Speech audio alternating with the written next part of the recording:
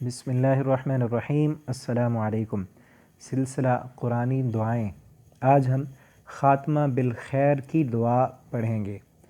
میرے بھائی اور دوستو، ہم سب نے ایک دن اس دنیا سے چلے جانا ہے، تو اللہ سے دعا یہ کریں کہ ہمارا جانا اچھا ہو، ہمارا اختتام جو ہے وہ ایمان پر ہو، اور ایمان پر خاتمے کے لیے یہ دعا ہے جس دعا کو حضرت یوسف علیہ السلام نے مانگا تھا۔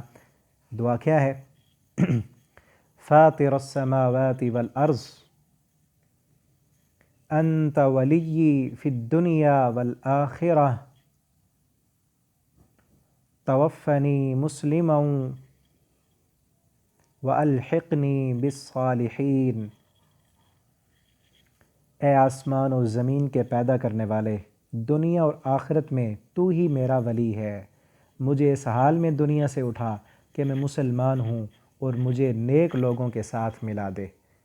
یوسف علیہ السلام نے یہ دعا مانگی تھی، ہمیں بھی مانگنی چاہیے کہ اللہ کے علاوہ ہمارا دنیا میں اور کوئی نہیں ہے، اللہ ہی ہمارا دوست ہے، دنیا میں بھی اور آخرت میں بھی، اور اللہ ہمیں مسلمانی کی حالت میں، فرمان برداری کی حالت میں ہمیں موت آئے اللہ، اور ہمیں موت کے بعد اللہ رب العالمین نیک لوگوں کا ساتھ بھی نصیب فرما دیں۔